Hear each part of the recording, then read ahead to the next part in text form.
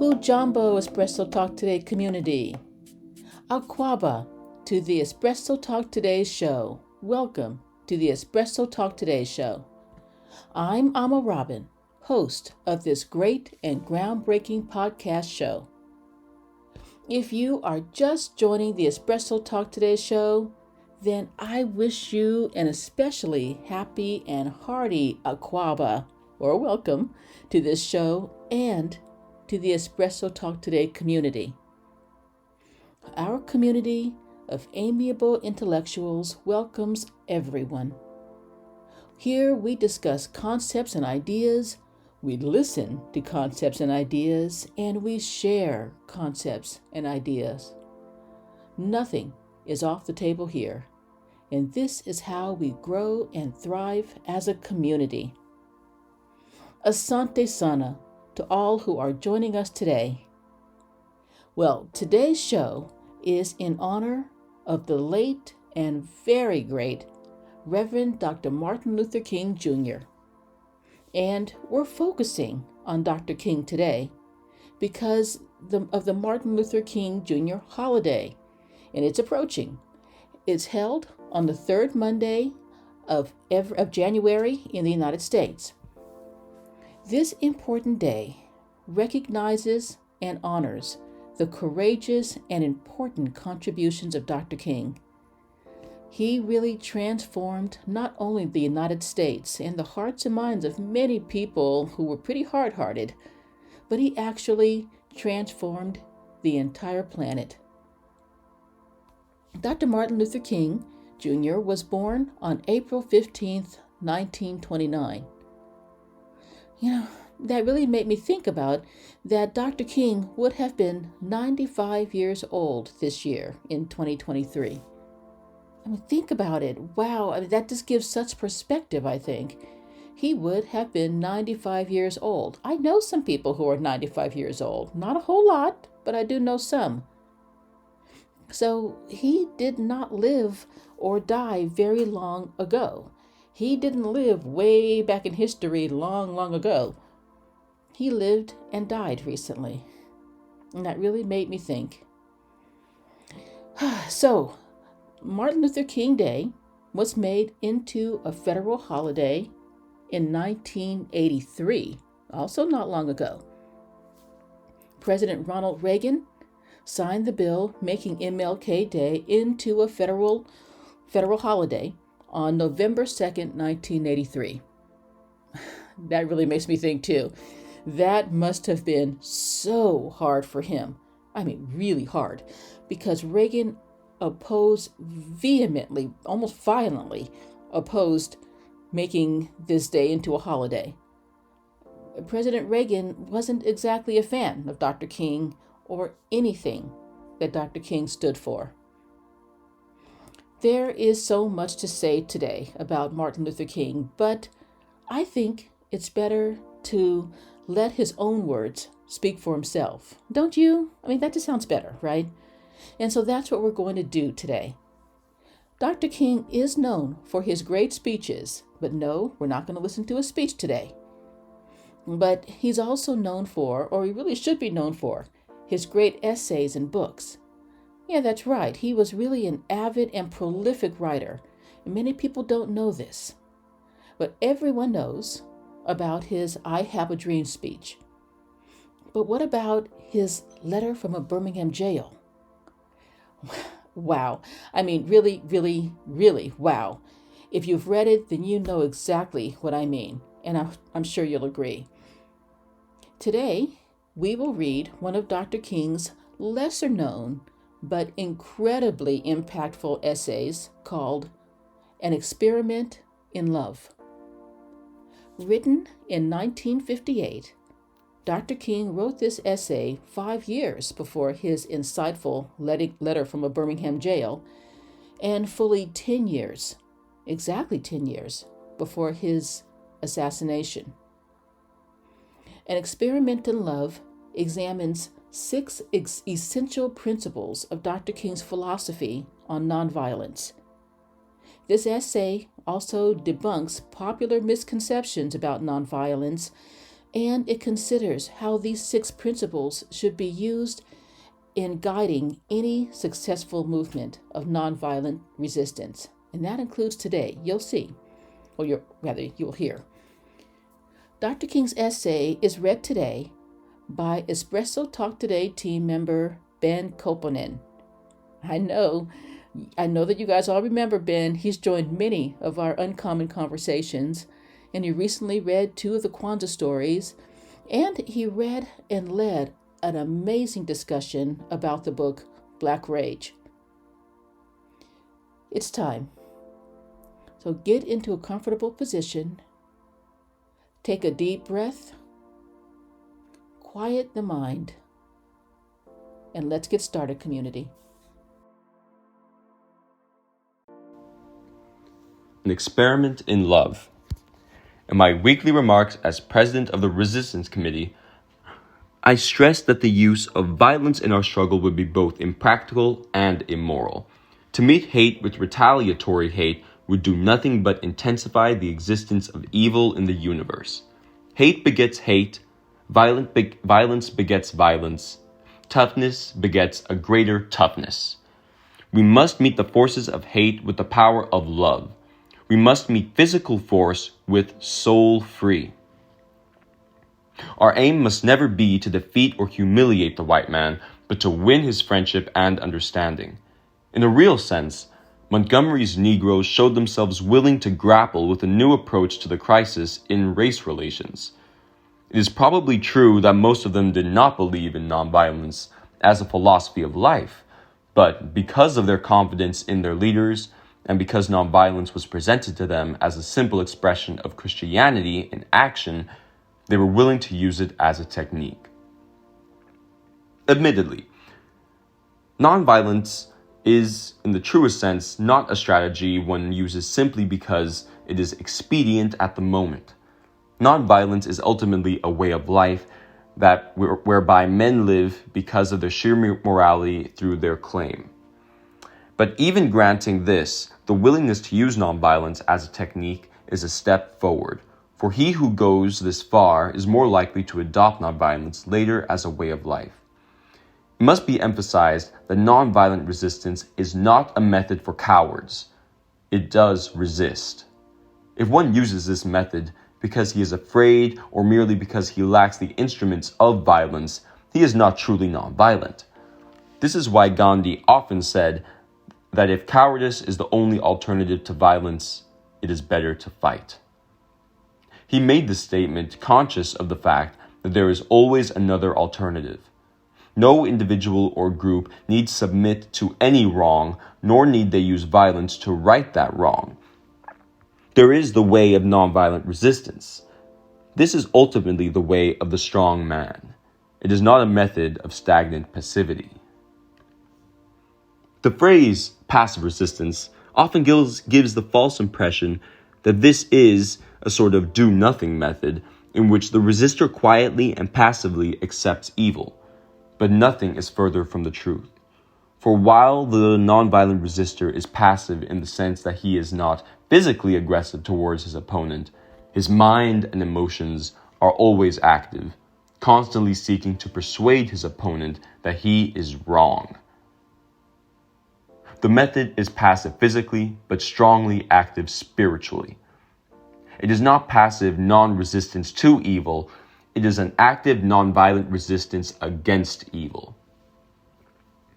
A second basic fact that characterizes nonviolence is that it does not seek to defeat or humiliate the opponent, but to win his friendship and understanding. The nonviolent resistor must often express his process through non-cooperation or boycotts, but he realizes that these are not ends themselves. They are merely means to awaken a sense of moral shame in the opponent. The end is redemption and reconciliation. The aftermath of nonviolence is the creation of the beloved community, while the aftermath of violence is a tragic bitterness. A third characteristic of this method is that the attack is directed against forces of evil rather than against persons who happen to be doing the evil. It is evil that the nonviolent resistor seeks to defeat, not the persons victimized by evil. If he is opposing racial injustice, the nonviolent resistor has the vision to see that the basic tension is not between races. As I like to say to the people in Montgomery, the tension in this city is not between white people and Negro people. The tension is, at bottom, between justice and injustice, between the forces of light and the forces of darkness. And if there is a victory, it will be a victory not merely for 50,000 Negroes, but a victory for justice and the forces of light. We are out to defeat injustice, and not only white persons who commit injustice. A fourth point that characterizes nonviolent resistance is a willingness to accept suffering without retaliation, to accept blows from the opponent to gain our freedom, but it must be our blood, Gandhi said to his countrymen. The nonviolent resistor is willing to accept violence if necessary, but never to inflict it. One may well ask, what is the nonviolent resistor's justification for this ordeal, to which he invites men, for this mass political application of the ancient doctrine of turning the other cheek? The answer is found in the realization that unearned suffering is redemptive. Suffering, the nonviolent resistor realizes, has tremendous educational and transforming possibilities. Things of fundamental importance to people are not secured by reason alone, but have to be purchased with their suffering, said Gandhi. And he continues, suffering is infinitely more powerful than the law of the jungle for converting the opponent and opening his ears, which are otherwise shut to the voice of reason. A fifth point concerning nonviolent resistance is that it avoids not only external violence and internal violence, it also includes internal violence of the spirit. The nonviolent resistor not only refuses to shoot his opponent, but he also refuses to hate him. At the center of nonviolence stands the principle of love. The nonviolent resistor would contend that in the struggle for human dignity, the oppressed people of the world must not succumb to the temptation of becoming bitter or indulging in hate campaigns. To retaliate in kind would do nothing but intensify the existence of hate in the universe. Along the way of life, someone must have a sense enough and morality enough to cut off the chain of hate. This can only be done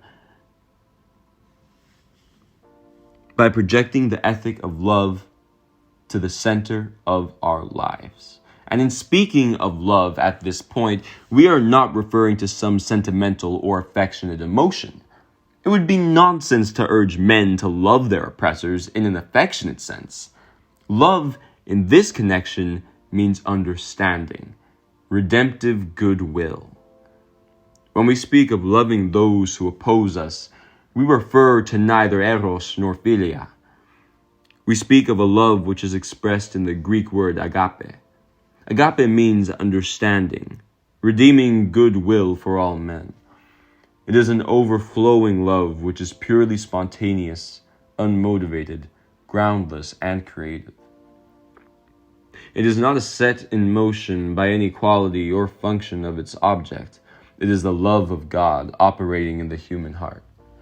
Agape is disinterested love. It is a love in which the individual seeks not his own good, but the good of his neighbor. 1 Corinthians 10:24. And agape does not begin by discriminating between worthy and unworthy people, or any qualities people possess. It begins by loving others for their sakes. It is an entirely neighbor-regarding concern for others, which discovers the neighbors in every man it meets. Therefore, agape makes no distinction between friends and enemy. It is directed toward both. If one loves an individual merely on account of his friendliness, he loves him for the sake of the benefits to be gained from the friendship, rather than for the friend's own sake. Consequently, the best way to assure oneself that love is disinterested is to have love for the enemy neighbor, from whom you can expect no good in return, but only hostility and persecution. Another basic point about agape is that it springs from the need of the other person, his need for belonging into the best in the human family. The Samaritan who helped the Jew on the Jericho road was good because he responded to the human need that he was presented with. God's love is eternal and fails not because man needs his love. St. Paul assures us that the loving act of redemption was done while we were yet sinners, that is, at the point of our greatest need for love. Since the white man's personality is greatly distorted by segregation, and his soul is greatly scarred, he needs the love of the Negro. The Negro must love the white man because the white man needs his love to remove his tensions, insecurities, and fears. Agape is not weak, passive love. It is love in action. Agape is love seeking to preserve and create community. It is insistence on community, even when one seeks to break it. Agape is a willingness to go to any length to restore community. It doesn't stop at the first mile, but it goes the second mile to restore the community. It is a willingness to forgive, not 7 times, but 70 times to 7 times 7 to restore the community. The cross is the eternal expression of the length to which God will go in order to restore broken community. The resurrection is a symbol of God's triumph over all the forces that seek to block the community. The Holy Spirit is the continuing community creating reality that moves through history. He who works against community is working against the whole creation. Therefore, if I respond to hate with the reciprocal hate, I do nothing but intensify the cleavage in broken community. I can only close the gap in broken community by meeting hate with love. If I meet hate with hate, I become depersonalized, because creation is so designed that my personality can only be fulfilled in the context of community. Booker T. Washington was right. Let no man pull you so low as to make you hate him, for when he pulls you that low, he brings you to the point of defying creation, and thereby becoming depersonalized. Now, in the final analysis, agape means a recognition of the fact that all life is interrelated. All humanity is involved in a single process, and all men are brothers. To the degree that I harm my brother, no matter what he is doing to me, to that extent I am harming myself. For example, white men often refuse federal aid to education in order to avoid giving the Negro his rights. But because all men are brothers, they cannot deny the Negro his rights without harming their own. They end all efforts to the contrary by hurting themselves. Now, why is this? Because men are brothers. If you harm me, you harm yourself. A sixth basic fact about nonviolent resistance is that it is based on the conviction that the universe is on the side of justice. Consequently, the believer in nonviolence has a deep faith in the future. This faith is another reason why the nonviolent resistor can accept suffering without retaliation. For he knows that in his struggle for justice, he has a cosmic companionship. It is true that there are devout believers in nonviolence who find it difficult to believe in a personal God. But even these persons believe in the existence of some creative force that works for universal wholeness. Whether we call it an unconscious process, an impersonal Brahman, or a personal being of matchless power and infinite love, there is a creative force in this universe that works to bring the disconnected aspects of reality into a harmonious whole. Thank you. This ends the Martin Luther King essay reading today. Asante Sana to Ben for reading Dr. King's essay, An Experiment in Love. Asante Sana to you for joining us today. We appreciate you so much. You really are the reason that we do what we do every single day. I hope that you enjoyed the essay. It's hard to believe that it was written in 1958, and it is still so relevant today, and it's still so powerful. I want to mention a few quick points about this essay.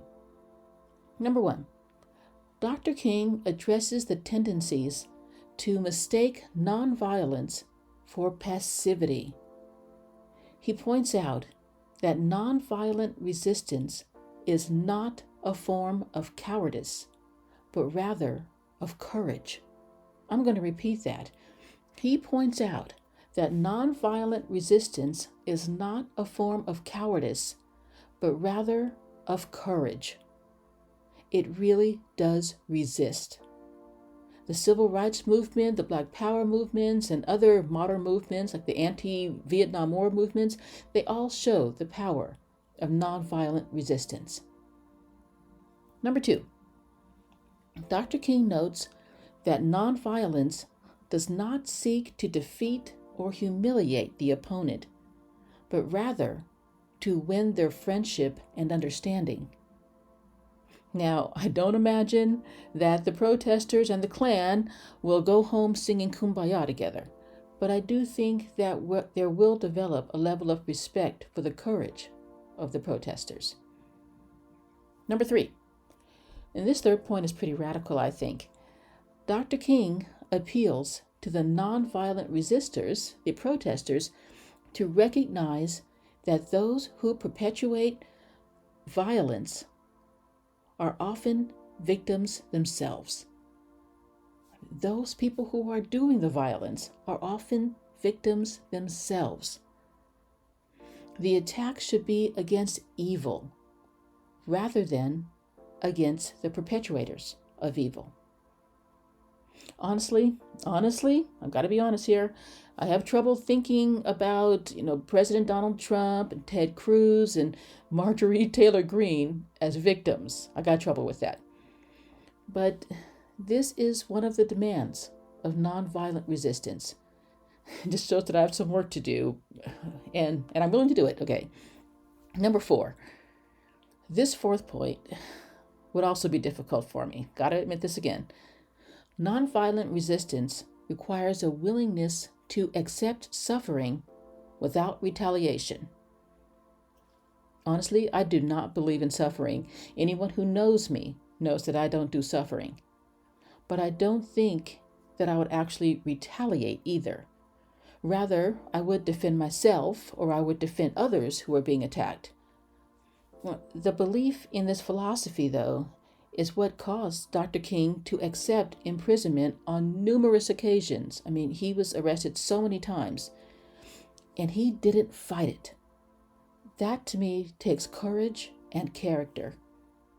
Cowards really couldn't do this.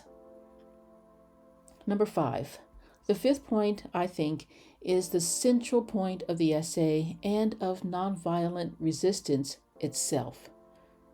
It's the noblest of what we call, and that's the theme of this month, love. Nonviolent resistance avoids internal violence of spirit. Nonviolent resistance refuses to hate the opponent. Nonviolent resistance centers love as a powerful force. The notion of forgiveness is also essential.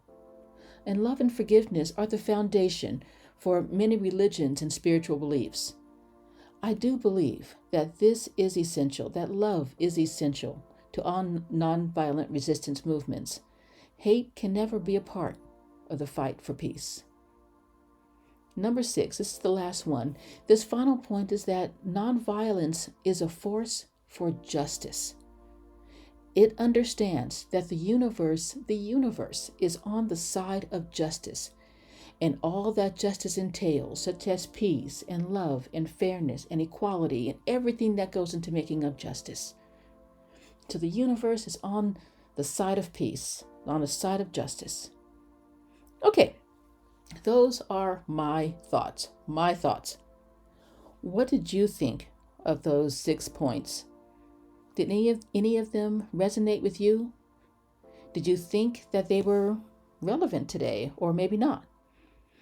And did you find any of them particularly difficult, like I just confessed to? Did you find anything difficult?